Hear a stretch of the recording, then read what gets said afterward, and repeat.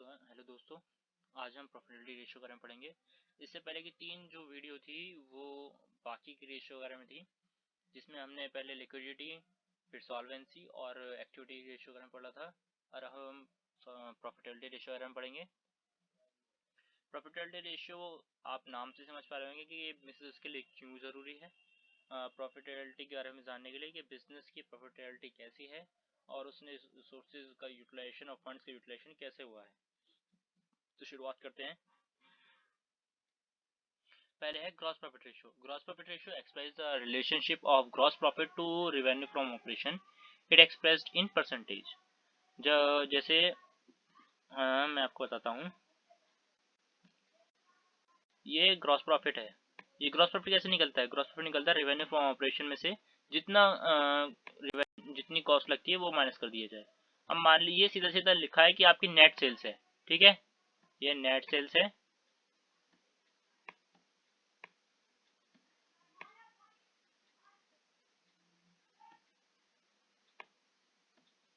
इस सेल्स में से आपको माइनस करना है इसकी कॉस्ट, जो आपकी लागत आई है इस प्रोडक्ट को बनाने में, तो वो सीधे सीधा आपको प्रॉफिट दिखा देगा।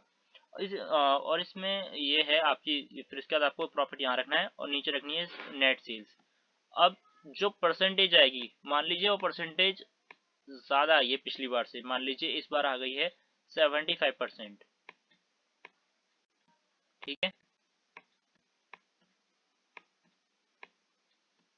मैं आपको सीधा करके दिखा देता हूँ पहले ही। मान लीजिए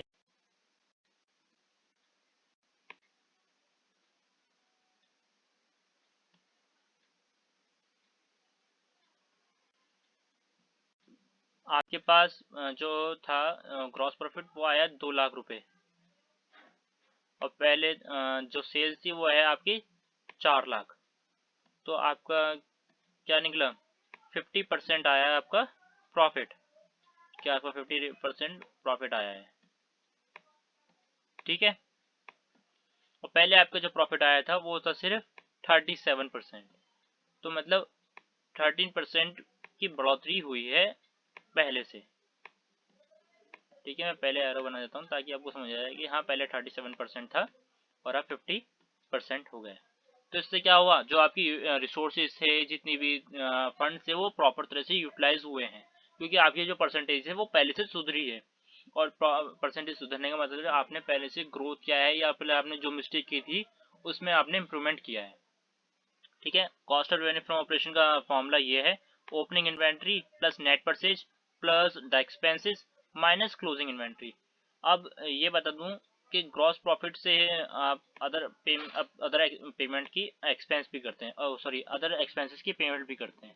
जैसे बहुत सारे एक्सपेंसेस होते हैं, जैसे डिविडेंड, इंटरेस्ट, है ना, और पीएफ वगैरह, उन सब की पेमेंट करते हैं। अब इसके बाद अगली रेशियो आती है, वो है operating ratio. Operating ratio shows relationship between operating cost with revenue from operation. ये कैसे निकलती है?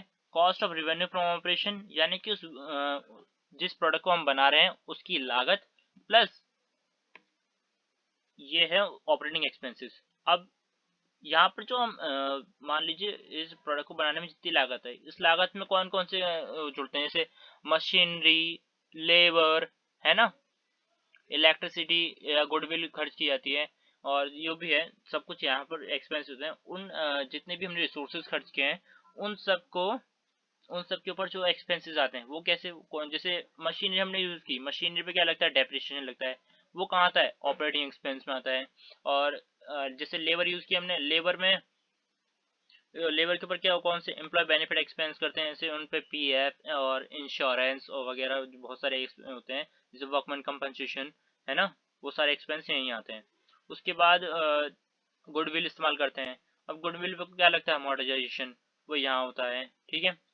और जितने भी अदर एक्सपेंसेस होते हैं वो यहीं एंड होते हैं, divided by revenue from operation. अब इसके अंदर थोड़ा उल्टा होता है, जितनी कम आपकी परसेंटेज आती है, जितनी लो परसेंटेज आती है, उतना ही आपको फायदेमंद होता है, क्योंकि ऊपर होती है कॉस्ट और नीचे होता है आपकी सेल्स, ठीक है।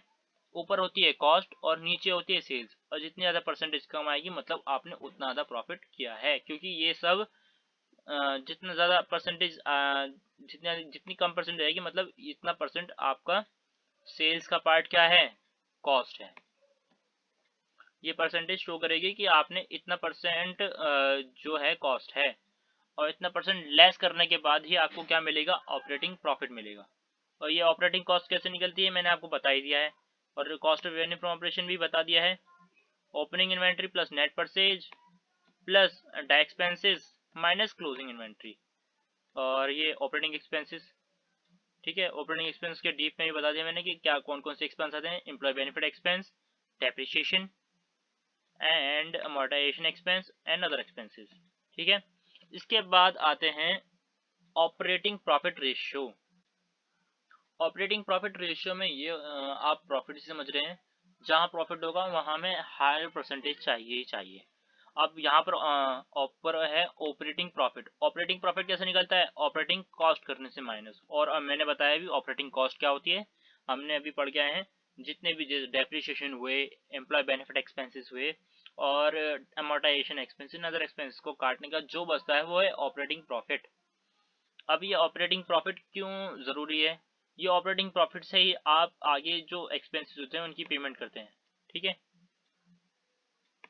यहाँ पे भी वही अदर ऑपरेटिंग, जैसे अदर एक्सपेंसेस कौन कौन से हो गए, अदर एक्सपेंसेस होते हैं हमारे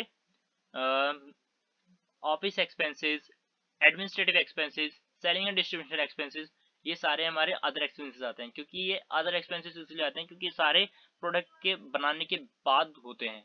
ठीक है,